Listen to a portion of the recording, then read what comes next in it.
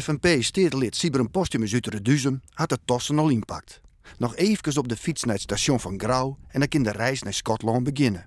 Morgen is de grote dag, want dan stemmen de Schotten voor de toekomst van haar land. En wij willen dat hele democratieproces heel graag volgen. Hoe verint dat proces? Dus we beginnen importeren met de mensen, we praten met de mensen. Tweede reden is van, we willen graag jaren van wat binnen de argumenten van de Schotten om ja of nee te stemmen. Voor of tegen een eigen land.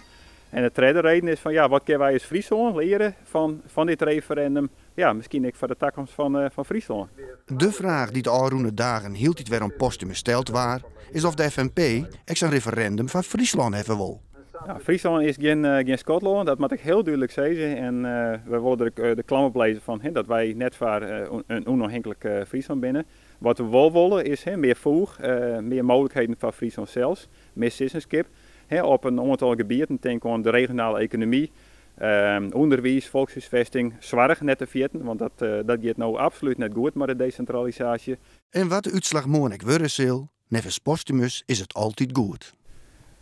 Zowel in het geval van een ja, als in het geval van een nee, is het winst voor Schotland en winst voor de democratie. Bij een nee krijgen de Schotten meer citizenship op het gebied van belastingen, economie.